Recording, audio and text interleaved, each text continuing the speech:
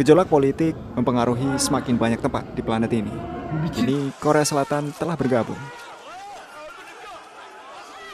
Presiden Korea Selatan Yoon Suk Yeol mengumumkan darurat militer di negaranya untuk pertama kalinya sejak tahun 1987 dengan alasan perlunya melawan pemakzulan dari pihak oposisi yang memegang kendali Majelis Nasional.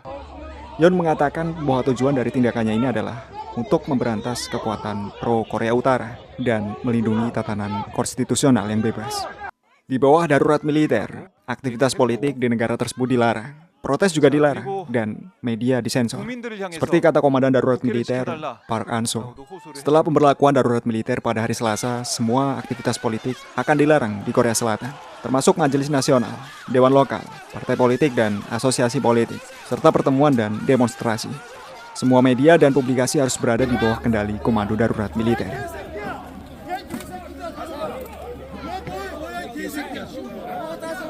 Sederhananya, kejadian seperti itu tidak diharapkan terjadi di Korea Selatan. Sistem politik lokal selalu dianggap sebagai model demokrasi barat. Namun yang terjadi saat ini, Presiden justru membawa tank ke ibu kota dan mengambil kendali atas media. Kim Jong-un saat ini mungkin sedang tertawa puas di sofanya.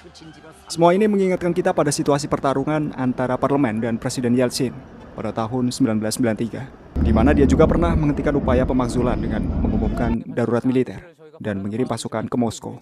Namun yang membedakan keduanya adalah Yeltsin memenangkan pertarungan demi reputasi politiknya, sedangkan Presiden Korea Selatan gagal.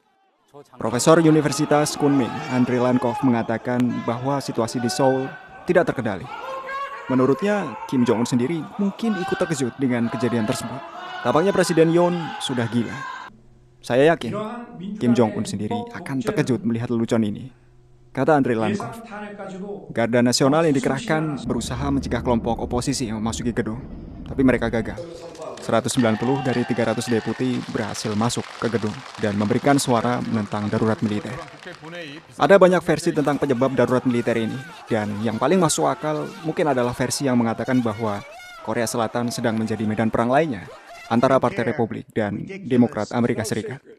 Ya, sekutu Partai Demokrat Amerika Serikat, yaitu Partai Buruh Demokratik Korea Selatan, dengan mayoritas di parlemen berusaha untuk memakzulkan Yoon Suk Yeol, seorang pejuang yang pro-Trump dan menentang agenda Partai Demokrat Amerika Serikat.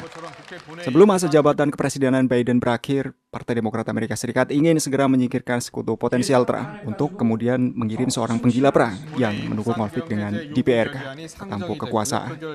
Usaha Yoon untuk memenangkan kekacauan tersebut tampaknya telah gagal. Berdasarkan hukum Korea Selatan, anggota parlemen tidak dapat ditangkap oleh komandan darurat militer, dan pemerintah harus mencabut darurat militer jika mayoritas anggota Majelis Nasional memintanya dalam pemungutan suara. Jadi, pasukan Yoon akhirnya harus mundur dari gedung parlemen. Para deputi kini mulai mempersiapkan prosedur pemakzulan presiden. Jadi, setelah apa yang dilakukan, Yoon Suk Yeol bisa saja ditangkap hari ini dan dia kemungkinan besar juga akan meninggalkan jabatannya. Media lokal menulis bahwa 6 partai oposisi telah mengajukan rancangan undang-undang untuk memakzulkan presiden. Pemungutan suara mungkin akan dilakukan pada 6 hingga 7 Desember.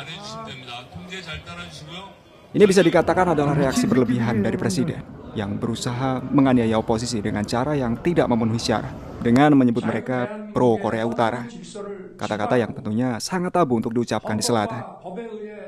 Krisis yang terjadi saat ini hanyalah puncak gunung es, di mana elit korporasi, oligarki, dan perebutan kekuasaan saling bertabrakan.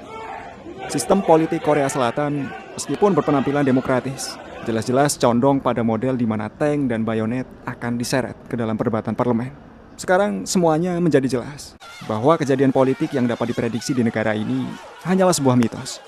Faktanya, negara ini rapuh.